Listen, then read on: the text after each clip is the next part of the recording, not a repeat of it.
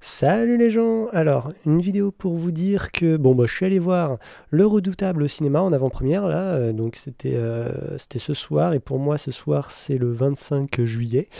J'ai beaucoup aimé.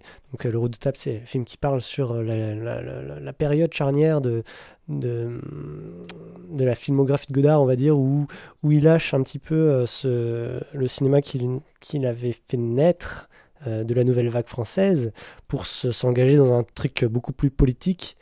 Voilà, donc pendant la période mai 68. Et un petit peu, c'est aussi le moment où Godard c'est devenu un vieux con pour à peu près tout le monde. Donc bon, moi j'ai beaucoup aimé le film.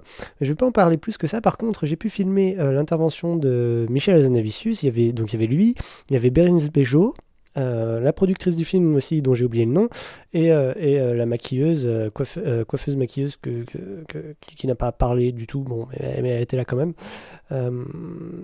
Donc voilà, donc j'ai filmé les 30 premières minutes de leur intervention.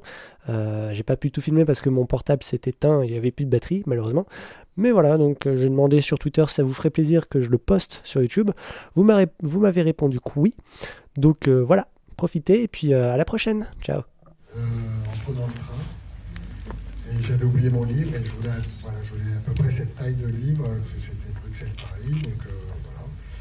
Et j'ai vu Adlazewski, j'ai vu Jean-Luc derrière, je me suis dit tiens, très bien, et en fait, en arrivant à Paris, j'avais envie de faire le film, tirer de ce livre. Voilà, c'est une très pure coïncidence. Et comment tu as persuadé Adlazewski? Ben, je lui ai dit que je trouvais son livre drôle. Et en fait, apparemment, j'étais peut-être pas le seul, mais le premier en tout cas à trouver le film drôle. Enfin, il y avait possibilité de faire un truc drôle. Ah, il y a un autre livre qui est Une année studieuse, c'est celui qui précède Un an après, dont est tiré le titre. En fait, Le Redoutable vient de celui-là. Oui, c'est à l'intérieur du film qu'effectivement il y a l'anecdote fausse d'ailleurs de Simaladi à bord du Redoutable. Le fameux sous-marin. Le fameux sous-marin. Qui a été... bon, ne parlons pas trop de sous-marin. Non, mais qui a été inauguré le jour de ma date de naissance. C'est complètement anecdotique, mais en même temps... Tu peux dire, c'est 29 mars 67. 57. Je vais vous laisser la parole, n'hésitez pas. Intervention. Bonsoir. Bonsoir. Merci. Et je t'en prie. C'est que la troisième fois que je le vois, donc juste ce que je veux vous dire, c'est même plus un film, c'est un chef-d'œuvre. Je l'avais dit. C'est un hommage au cinéma de Jean-Luc Godard, et les acteurs sont tellement bons que c'était même pas la peine que Louis Garrel fasse le zézément, tellement qu'ils sont bons. Et puis vous avez quand même une scène culte dans le film, c'est la scène où il y a le Jeanne d'Arc de Karl Dreyer. C'est exceptionnel. Exceptionnel. Vous allez dire la scène où ils sont à poil. Non. Et juste une question, est-ce que vous avez revu des films de Jean-Luc Godard pour filmer comme il avait filmé lui? Oui, bien sûr. Ouais. En fait, moi, je fais mes devoirs.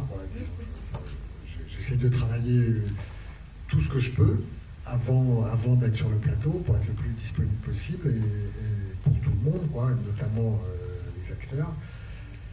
Et du coup, j'ai regardé pour justement prendre des motifs de son cinéma et les intégrer dans un film plus classique, disons dans une narration plus classique. Mais bien sûr. Surtout ceux des années 60, avant la chinoise. Merci. Margot, elle est là, Margot? Elle est où, Margot? Elle est où, Margot? Bah viens, Margot. Allez, viens. Margot Blache, coiffeuse et actrice du film. Viens, Chanteuse de Azzurro, quand même. Allez, viens. C'est pas tous les jours qu'on a la coiffeuse d'un film dans une avant-première. C'est Margot qui a fait le... Voilà. Tous les jours, Louis Garrel. Vraiment bien bossé.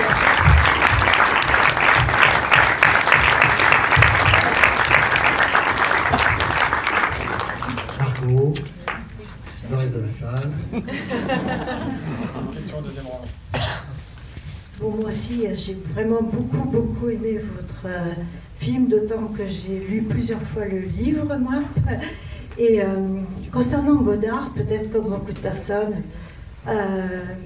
j'ai vu le mépris, vraiment j'ai adoré le mépris, et après Godard de la chinoise et Godard d'après, j'ai un peu lâché. Vous avez visionné ses œuvres, et qu'est-ce qui vous a le plus inspiré dans les films que vous avez vus de lui? La liberté. En un mot, c'est la liberté et l'audace, ce qui se permet, ce que d'autres ne se permettaient pas avant. Des fois, c'est complètement gratuit, mais peu importe, en fait, parce que ce sont des prises de liberté. Et en fait, en faisant ça, il a quand même repoussé les limites du langage cinématographique. Donc ça, d'une certaine manière, on lui doit tous quelque chose. Tous les gens qui ont fait des films après à bout de souffle lui doivent quelque chose. Mais après, il y a plein de choses où on peut être sensible au charme d'un film ou d'un autre, des thèmes, etc. Mais vraiment, en un mot, je dirais que la liberté, avec tout ce que ça peut avoir de négatif après,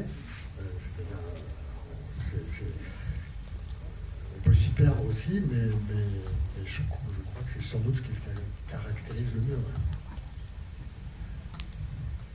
Bérénice, tu as un petit rôle, mais en fait qui est important de... moi j'ai moins de jours de tournage que Margot. Tu as un peu le contrepoint. Plus travailler avec moi sur ce film. Tu as un peu le contrepoint de ce que joue Stacy Martin. Et tu as 5 scènes, je crois, mais...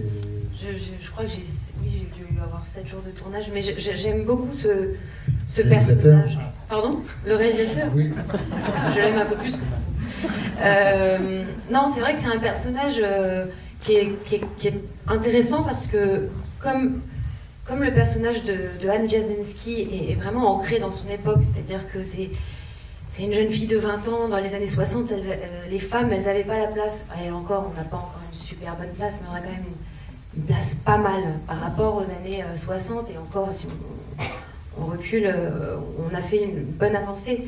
Mais je trouve que le personnage d'Anne Jasinski, qui est tellement en admiration devant son homme, qui se tait, qui est assez soumise au début, qui est en admiration totale, qui ne le contredit jamais, et en opposition, il y a mon personnage qui est un personnage de femme beaucoup plus forte, beaucoup plus épanouie, moderne, qui est le personnage qui va lui rentrer dedans à Godard. Et c'était donc important qu'il y ait deux sortes de tempéraments, deux femmes. Et c'est quand même l'histoire d'une émancipation. L'émancipation de Anne Jasinski, c'est aussi l'émancipation de nombreuses femmes à cette époque. Et voilà, c'est intéressant d'avoir un personnage comme ça fort, un peu grande gueule, un peu mentor. Voilà, peu de scènes, mais c'est pas grave, elles étaient... La scène dans la voiture, en plus, elle est mythique, quoi. Je suis dans la scène de la voiture. J'ai failli ne pas y être parce que j'étais en répétition au théâtre, et je me disais, c'est pas possible, je peux pas ne pas être dans cette scène, elle est tellement géniale. Et voilà, donc peu de scènes, mais des belles scènes.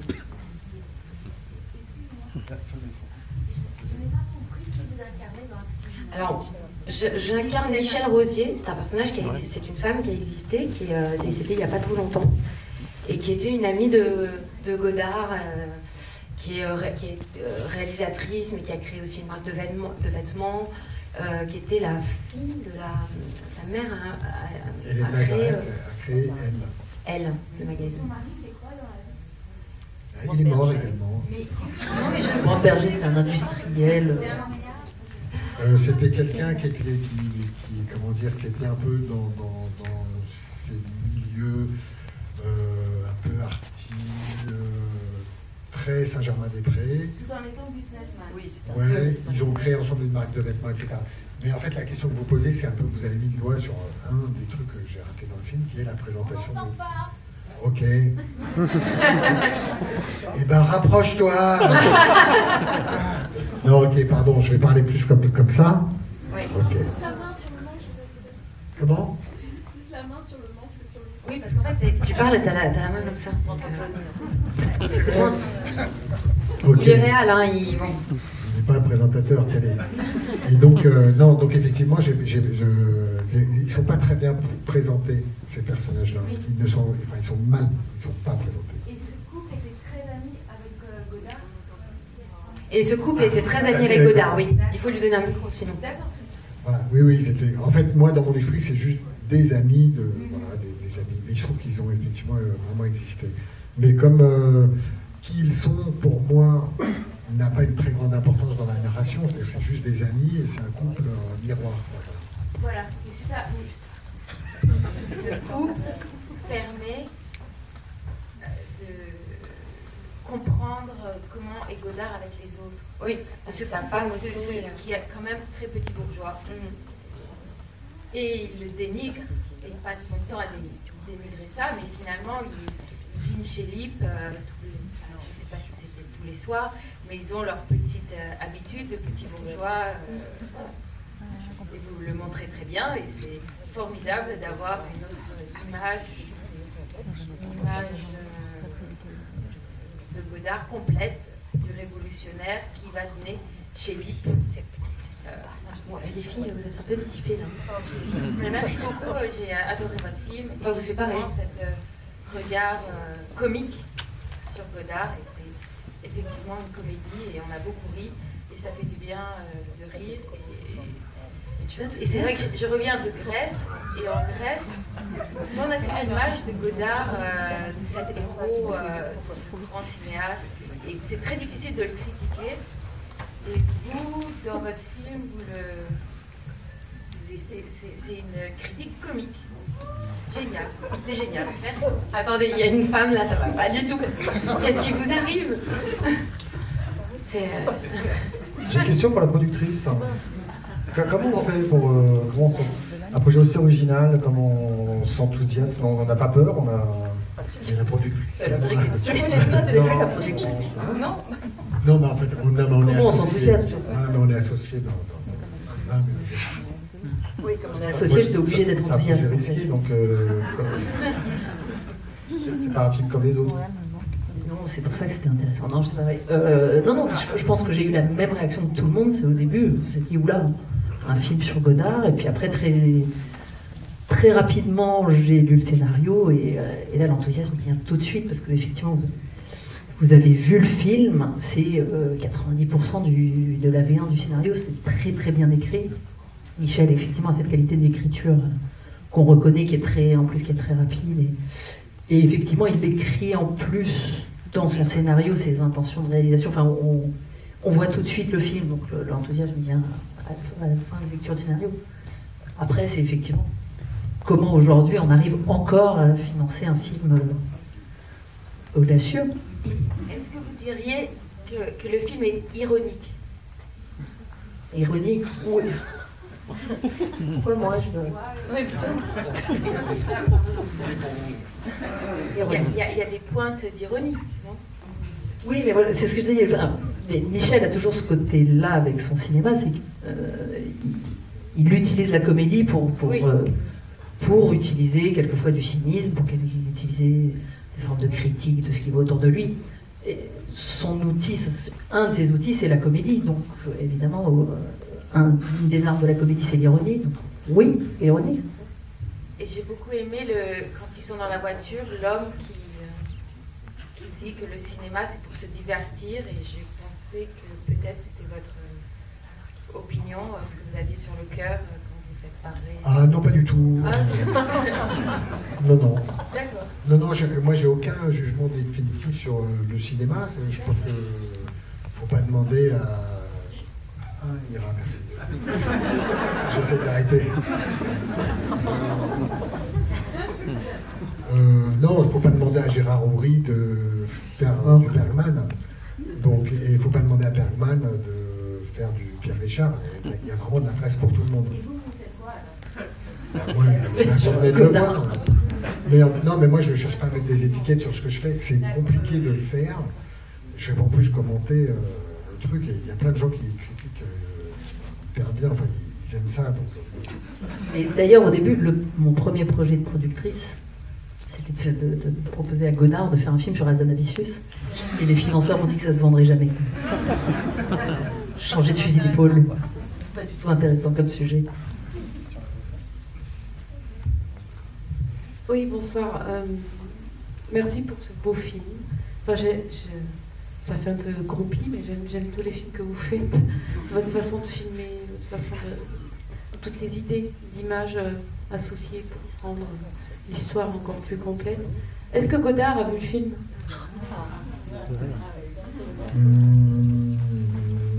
Non.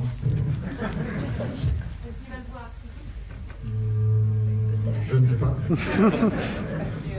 Je ne sais pas du tout. Il est au courant, je l'ai tenu au courant.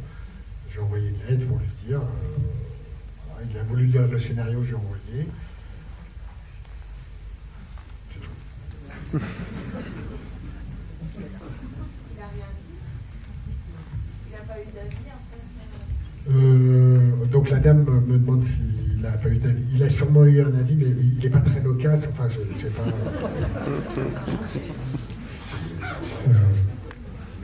J'ai trouvé votre film excellent, excellent, multiforme, fidèle en fait, par rapport à ce dont je me souviens des années 60 et de la place de Godard. Et j'ai découvert en fait des facettes que je ne connaissais pas. La question que je voulais vous poser, c'est est-ce que vous ne pensez pas que Jean-Luc Godard est en fait le philosophe du cinéma qui a réussi à faire travailler cette question de l'aspect philosophique du cinéma avec le cinéma, pas avec des livres, mais avec le cinéma lui-même. C'était une épreuve en fait de voir ces films, pour moi, c'était pas facile, et en même temps il y avait une prise qui se passait, quelque chose qui me saisissait à l'époque. Et en même temps, après, comme tout le monde, je suis tombé dans le plaisir, disons, pas de ces films, d'autres films, qui étaient complaisants par rapport à ma jouissance, disons. Donc, lui, il allait, d'une certaine façon, contre-courant de ma propre jouissance. Et en même temps, il m'a ouvert l'œil. Alors, moi, je ne sais pas comment... Peut-être qu'il était un peu schizo, peut-être qu'on peut oser émettre cette hypothèse. Et qu'en même temps, il y a des schizos qui sont des génies, qui sont des découvreurs, enfin, des explorateurs. Voilà. Donc je voulais vous poser la question, est-ce que ça pourrait être considéré comme le philosophe du cinéma? En fait, le problème, si vous voulez, c'est que moi, je fais des films, mais je ne suis pas non plus... Enfin, j'ai pas l'impression d'être le plus qualifié pour répondre à cette question-là. Après, d'abord, le Jean-Luc que vous avez vu, c'est un Jean-Luc fantasmé, quoi. C'est-à-dire que c'est pas... le film n'est pas une thèse, vous l'avez bien vu, c'est pas une thèse sur Jean-Luc Godard. Donc, disons, en périphérie de ce film-là, si vous me posez la question, je vous répondrai que moi, j'ai un rapport hyper simple à Godard.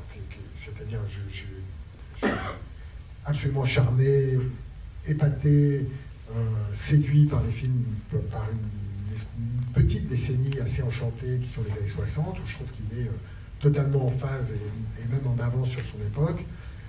Après, pour moi, il prend un virage ultra politique, militant, où les films, j'ai l'impression que les films deviennent des éléments de quelque chose qui est plus large, que je ne comprends pas toujours, que je ne suis pas toujours. Je ne suis pas sûr que ce soit un grand penseur politique, alors que je pense qu'il est très bon dans l'image. Mais quand il va dans le champ de la politique, moi je m'arrête personnellement très vite. Enfin, je m'arrête à l'entrée d'ailleurs, très vite. Et donc voilà, j'ai l'impression qu'à partir de ce moment-là, il est dans une démarche... en tous les cas, philosophique, je ne sais pas, mais intellectuel, c'est sûr. Et il dépose des objets qu'on appelle des films, mais il les dépose sur le bord de la route, quoi. Il y a assez peu de films, je dirais, depuis la chinoise, où on peut vraiment se dire, tiens, ce soir, je vais me faire Pravda, quoi. On va acheter des glaces, c'est pas du tout ça, c'est pas du tout vous parliez de jouissance, on n'est pas du tout dans ce plaisir de cinéma-là. Et donc c'est... Oui, il est sorti du champ du cinéma traditionnel. Par contre, il y a des aficionados, il y a des gens qui adorent, et je pense qu'il faut être très fidèle. C'est-à-dire qu'il faut suivre d'une certaine manière, il ne faut pas en rater, quoi.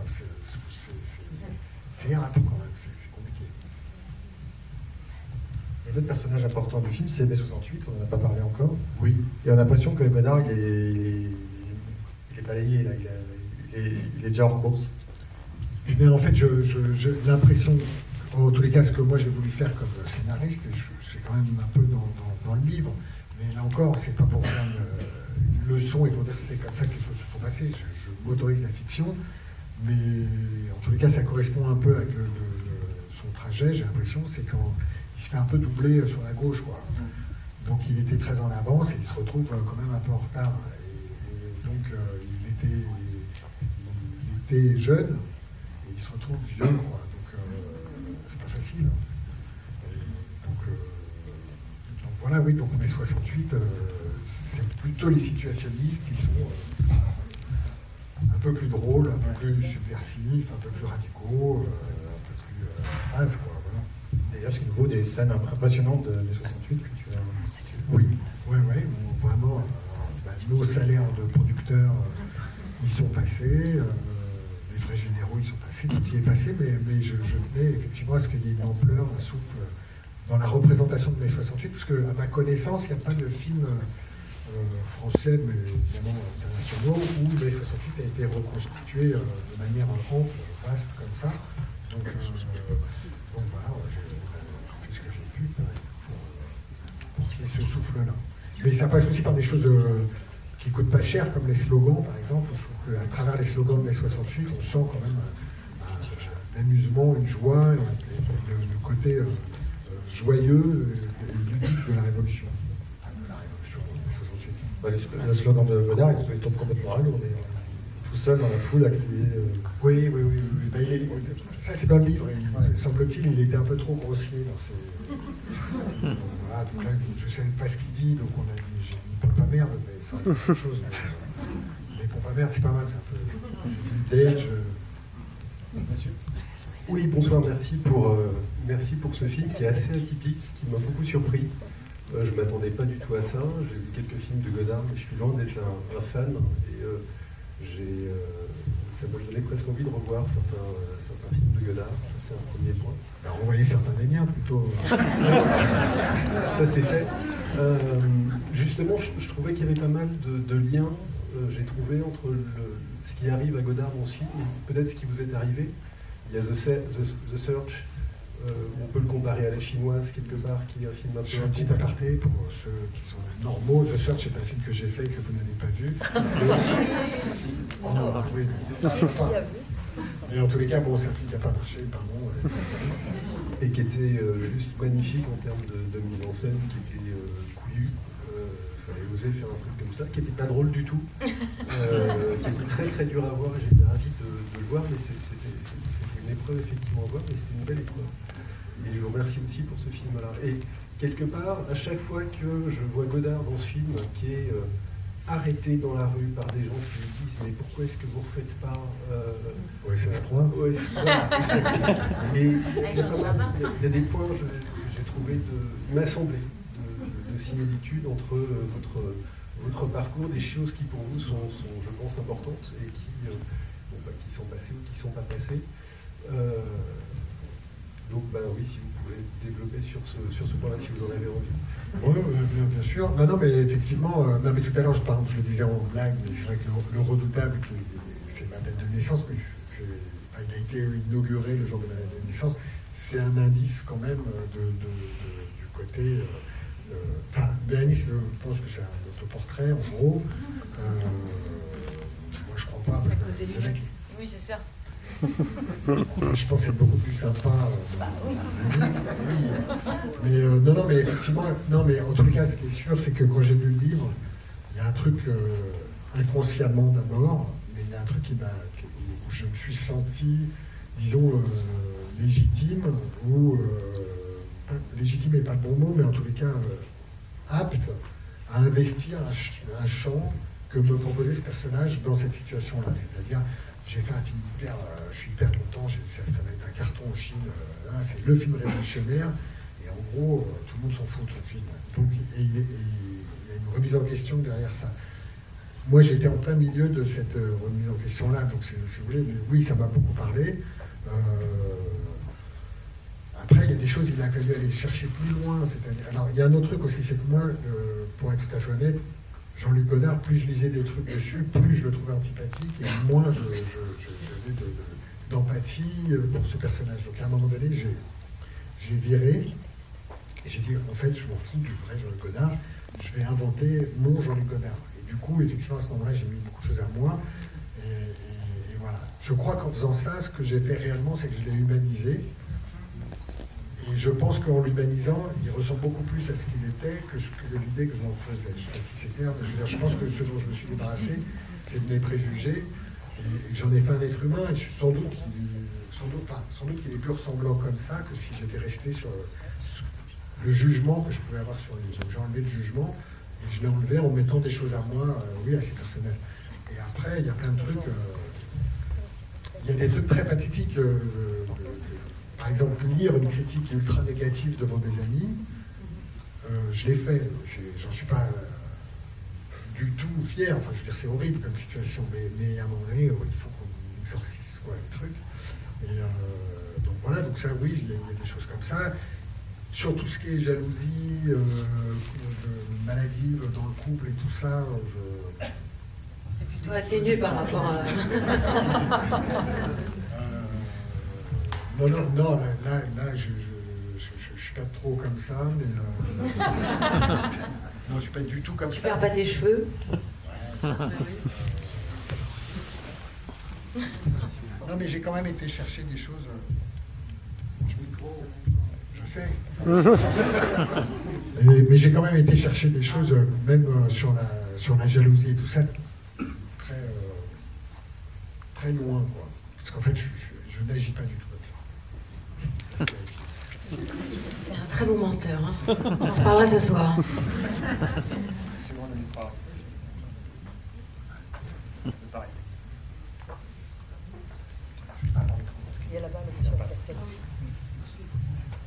Est-ce que vous avez discuté avec Anne Wiazemski pendant l'écriture? Comment vous avez fait à partir de son livre sur le travail d'écriture du scénario?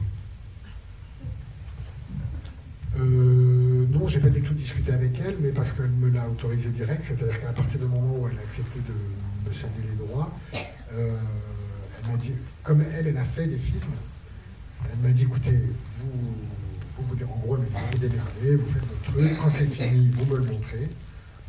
Un, ça me plaît et on laisse mon nom et tout va bien. Deux, ça me plaît pas, on trouvera une formule pour que je me distancie du film. En fait, elle m'a complètement laissé faire. Et après, comment j'ai travaillé, en poussant un petit peu, je dirais que j'ai fermé le livre et que j'ai écrit le scénario sans me soucier tellement plus que ça du livre. Et par contre, je m'y référais de temps en temps, j'allais vérifier des choses, etc. Mais j'ai pas du tout fait pour ceux qui ont lu le livre, je pense que ça ressemble beaucoup au livre, mais c'est pas une adaptation fidèle de tout ce qu'il y a dans le livre. Non, j'ai essayé de passer par du cinéma, moi, donc ça évoque. Et la réaction, quand elle l'a vue? Écoutez, elle était bouleversée, en fait. Elle a sur son personnage à elle, je crois qu'elle l'a même pas vu, en tous les cas, c'était pas très objectif, mais sur le personnage de Godard, elle était bluffée, elle m'a dit, je ne pensais pas que c'était possible alors, notamment Louis Garrel, enfin l'interprétation de Louis Garrel, mais ce que le film raconte, elle était bouleversée. Et donc elle a revu le film 2 autres fois, donc elle l'a vu 3 fois en tout. Et en gros, enfin moi je trouve qu'elle a fait le plus beau compliment, elle m'a dit, en gros vous avez fait d'une tragédie, vous avez réussi à faire une comédie. Et en fait, pour moi c'est la définition idéale de la comédie italienne. Donc je suis hyper fan, donc j'étais hyper content parce que c'était quand même le principe du film, de trouver cet équilibre où le film est joyeux, marrant, tout ça, et à un moment donné, en fait, à travers ça, on a quand même raconté des vraies personnes et quelque chose se joue d'un peu plus profond que c'est 117 par exemple. Un peu. Vers au deuxième rang.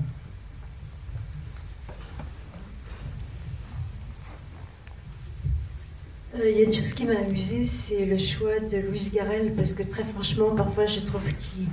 Je le connais pas personnellement, mais il a parfois des côtés un peu agaçants. Mais là, bon, là, il m'a convaincu, il est très bon. Si vous le connaissiez personnellement... Je le vois parfois à Paris, et je connais le bistrot, il a ses habitudes. Donc je peux le voir, je le connais pas personnellement, mais j'ai pas eu envie d'aller lui dire bonjour. Et non, mais la question que je me posais, c'est comment vous avez travaillé avec lui? C'était un enfer. Non, très bien. D'abord, il est au courant, alors je vous rassure qu'il a une réputation de merde. Il sait très bien, non mais il est un peu prisonnier d'un truc d'acteur à cheveux, parisien, tout ça. Là, sur le côté cheveux... non, mais c'est un acteur qui est hyper investi. C'est-à-dire, c'est pas un acteur qui comment dire... ce qui l'attire, c'est pas ce qui brille ou le célèbre, machin. C'est pas du tout ça. C'est vraiment le métier d'acteur. Et il est hyper investi dans ce qu'il fait.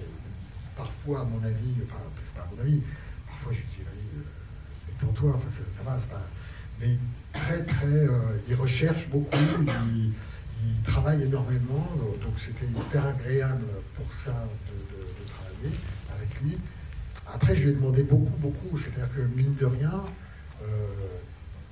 il est issu vraiment d'une espèce disons le mot, de dynastie du cinéma d'auteur. Il porte sur ses épaules tout ce truc-là. Il a toujours joué des espèces d'émanations de Louis Garrel, de lui-même. Il n'a jamais vraiment fait de la comédie à proprement parler. Et tout d'un coup, pour lui, de venir chez moi, déjà c'était déjà balèze. De jouer la statue du commandeur, pour lui, c'était un truc totalement blasphématoire au début. De couper ses cheveux, c'était de faire de la comédie, si vous voulez, j'en ai demandé beaucoup, et il n'a pas tout accepté facilement, mais une fois qu'il avait cette gueule de con, il fallait bien qu'il... Donc il y a été, voilà, franchement, enfin, moi je suis hyper content d'avoir travaillé avec lui, je pensais à lui dès le début de l'écriture du scénario, et heureusement qu'il a dit oui, qu'il n'a pas refusé. Mais quand j'en ai parlé la première fois, je lui ai dit, écoute, je ne le connaissais pas, je l'ai appelé, je lui ai dit, sache que j'écris un film en pensant à toi, il était hyper content. Je lui ai dit, c'est l'histoire de Jean-Luc Godard, donc là il y a eu un blanc.